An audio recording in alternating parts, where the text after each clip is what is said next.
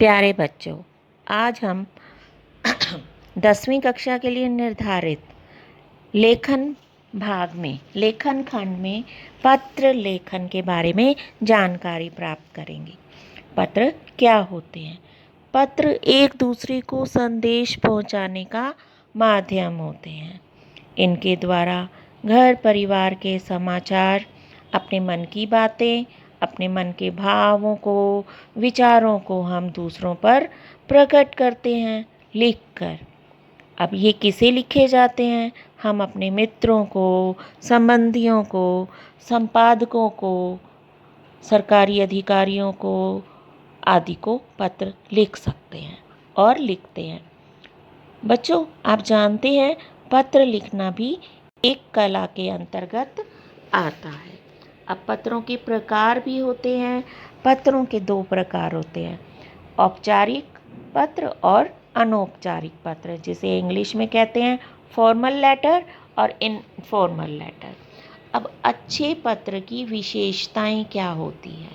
पत्र लिखने से पहले हमें जानना होगा कि अच्छे पत्रों की क्या विशेषताएं होती हैं। इन पत्रों में लिखी जाने वाली जो भाषा होती है वो सरल और सभ्य होनी चाहिए। और क्या होना चाहिए? विचारों की स्पष्टता होनी चाहिए। जिसे हम लिख रहे हैं, पढ़ने वाला उसे अच्छे से समझ भी सके। हमारी भाषा इस प्रकार की होनी चाहिए। पत्र का प्रारूप होता है, फॉर्मेट के अनुसार लिखेंगे तो वह बहुत ही अधिक प्रभावशाली होगा। और जिस पत्र में जितनी स्वाभाविकता होगी, ओरिजिनलिटी, वह पत्र पढ़ने वाले पर उतना ही अच्छा प्रभाव डालेगा। इसके बाद हैं 2 पत्र हैं जो प्रकार औपचारिक और अनौपचारिक। हम अनौपचारिक पत्रों के बारे में जानेंगे कि वो कौन कौन से होते हैं, किसको लिखे जाते हैं। जिन व्यक्तियों के साथ हमारे व्यक्तिगत संबंध होते हैं, पर्सनल रिलेशन कह सकते हैं, या पारिवारिक संबंध होते हैं, फैमिली रिलेशन, उन्हें लिखे जाने वाले पत्र अनौपचारिक पत्रों के अंतर्गत आते हैं। मित्र, सगे संबंधी, भाई बहन, माता पिता आदि को लिखे जाने वाले पत्र अनौपचारिक पत्र होते हैं।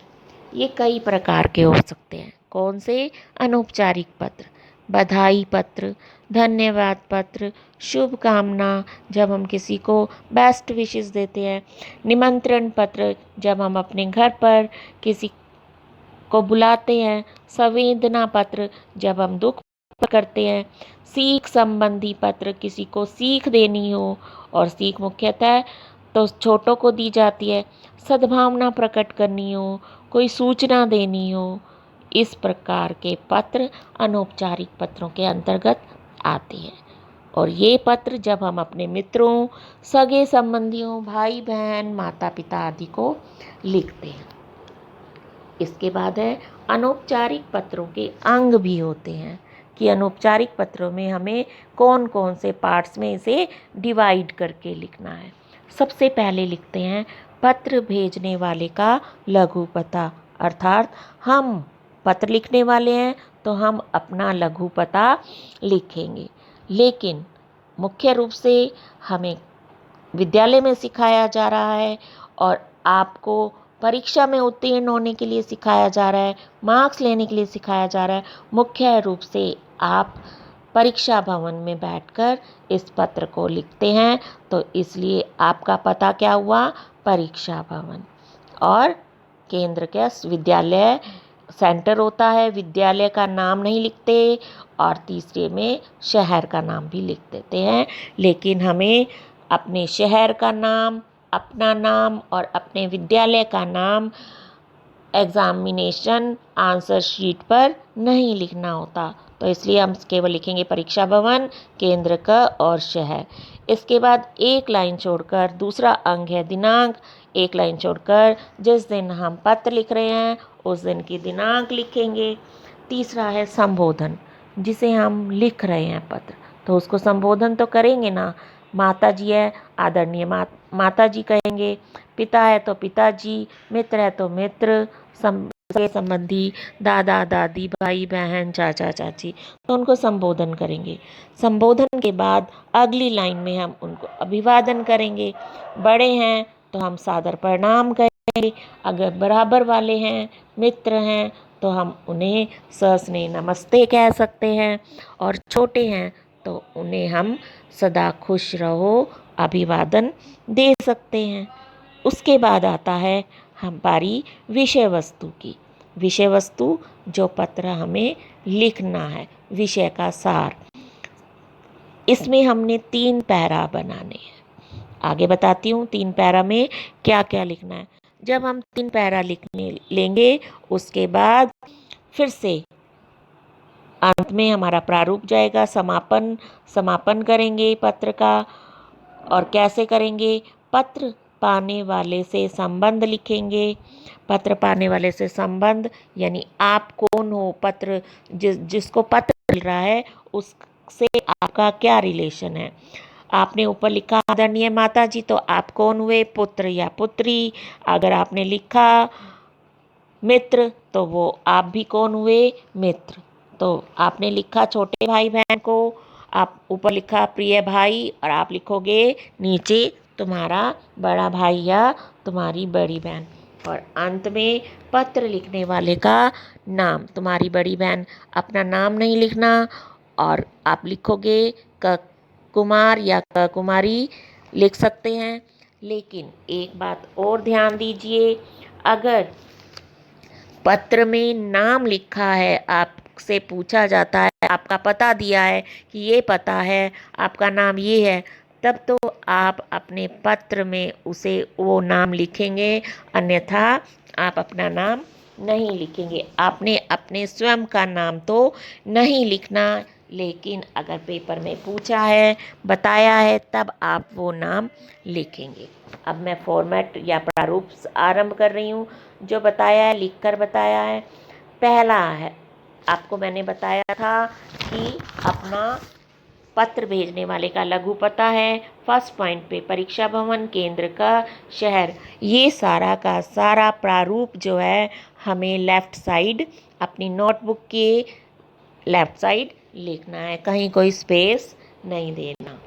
उसके पश्चात दूसरा अंक था दिनांक। एक लाइन छोड़कर हमने दिनांक लिखी है। दिनांक आप लिखेंगे पहले महीने का नाम, फिर तारीख, उसके बाद वर्ष का नाम लिखना होगा। उसके बाद फिर से लाइन छोड़कर संबोधन करना है, आदरणीय माता जी या प्रिय मित्र या प्रिय अनुज, इनमें से कोई भी हो सकता है। आदरणीय माता जी लिखेंगे तो उन्हें सादर प्रणाम, प्रिय मित्र लिखेंगे सस्नेह नमस्ते, प्रिय अनुज लिखा है तो खुश रहो। फिर से लाइन छोड़कर हमने अपनी विषय वस्तु लिखनी है। विषय वस्तु में 3 पैरा बनाने हैं। पहले पैराग्राफ में आपको क्या लिखना होगा? अपनी कुशल क्षेम बताते हुए लिखना है, और जिसे आप पत्र लिख रहे हैं उसकी भी कुशल क्षेम पूछेंगे। 2 या 3 लाइनों में ये पैरा होगा। उसके पश्चात सेकंड पैरा जो होगा, सेकंड पैरा में मुख्य पत्र संबंधी सारी जानकारी देंगे, और थर्ड पैरा तीसरे पैराग्राफ में विषय को समाप्त करते हुए 1 और 2 पंक्तियाँ लिखेंगे। जैसे आप लिखते हो, शेष घर में कुशल है, घर में बाकी सदस्यों को नमस्ते या प्यार देने की बात छोटों को कहा जाता है, और पत्र की प्रतीक्षा करते हुए ये बातें 2 या 3 पंक्तियों में आप लिख सकते हैं। इसके पश्चात आपका पुत्र, अगला पॉइंट था समापन कैसे करेंगे। पत्र पाने वाले का संबंध क्या है? आपका पुत्र पुत्री या तुम्हारा मित्र या तुम्हारा बड़ा भाई या बहन हो सकती है। लास्ट में आपने अपना नाम नहीं लिखना। क कुमार यानी अगर पेपर में नाम नहीं आता तो आप सभी बच्चे कौन होंगे? क कुमार या क कुमारी होंगे। एक उदाहरण वाला मैंने अनौपचारिक पत्र लिखा है, इसे ध्यान से पढ़ते हैं, समझते हैं। अपने छोटे भाई को मित्रों के चुनाव में सावधानी बरतने की सीख देते हुए पत्र लिखिए जिसने 1 माह पूर्व ही छात्रावास में प्रवेश लिया है। यानी आपका छोटा भाई है और वो हॉस्टल में चला गया है, उसको सीख देनी है कि मित्रों के साथ अगर रहना है, अपनी फ्रेंडशिप करनी है तो अच्छे मित्र बनाना है। सबसे पहले आपने अपना पता लिखा, परीक्षा भवन केंद्र का शहर के बाद दिनांक जिस दिन आप पत्र लिखेंगे उस दिन की दिनांक लिख देंगे। उसके बाद फिर आपने लिखा, संबोधन किया प्रिय मित्र या प्रिय अनुज के बाद उसे प्रणाम कहा है। संबोधन के पश्चात सस्ने नमस्ते भी लिख सकते हो। अब हमारा विषय वस्तु आरंभ होती है। इसमें 3 पैरा है। पहले पैराग्राफ में हम कुशल क्षेम पूछते हुए अपना उद्देश्य लिखेंगे और मैं पढ़ती हूँ। आशा है तुम छात्रावास में सकुशल व आनंद से होगे। तुमने पिछले पत्र में लिखा था तुम्हारा मन छात्रावास में लग गया है, वहाँ तुमने अच्छे मित्र भी मिल गए हैं। मैं तुम्हारी व्यवहार कुशलता से परिचित हूँ, इसलिए कभी कभी डर लगता है कि कहीं तुम ज़रूरत से ज़्यादा मित्र न बना लो। बाहर जाकर मित्रों की आवश्यकता तो होती है, परंतु वे मित्र भी कभी कभी हमारी प्रगति में बाधक भी बन जाते हैं। अब सीख है, मुख्य बात आ गई, पैरा चेंज किया हमने। प्रिय अनुज, यह बात हमेशा याद रखना कि तुम छात्रावास में पढ़ने के उद्देश्य से गए हो, इसलिए जो मित्र पढ़ाई में सहयोगी बने उन्हें ही अपना मित्र बनाना। जो मित्र सैर सपाटे घूमने फिरने की बात करें उनसे तो दूर ही रहना, क्योंकि ऐसे मित्र लक्ष्य से भटका देते हैं। सीख दे दी। उसके पश्चात पैरा चेंज किया। मुझे विश्वास है कि तुमने पहले से ही ऐसे मित्रों का चयन किया होगा, अच्छे मित्रों का। अगर मुझसे कहीं भूल हो गई हो तो कुशलता से उसे यथाशीघ्र ठीक कर लेना। कहते हैं, भाई कह रहा है कि अगर तुमने इस तरह के मित्र बना लिए जो सैर सपाटे की बात करते हैं, उनसे तो तुम दूर रहना। समापन है। समापन में आपने अपना संबंध लिखना है, जिसको पत्र लिखा है। आप कौन हो? तुम्हारा बड़ा भाई अपने छोटे भाई को पत्र लिखा है। अगली लाइन में क कुमार, यानी जब तक पेपर में ना पूछा जाए आप कौन हो, तो आप सभी बच्चे का नाम होगा क कुमार। इस अनौपचारिक पत्र को आप अपनी ग्रामर की फेयर नोटबुक में नोट डाउन कर लीजिएगा। उसके पश्चात 2 पत्र मैं आपको और दे रही हूँ और उसे भी आप प्रैक्टिस करते हुए अपनी ग्रामर की नोटबुक में नोट डाउन कीजिएगा। धन्यवाद।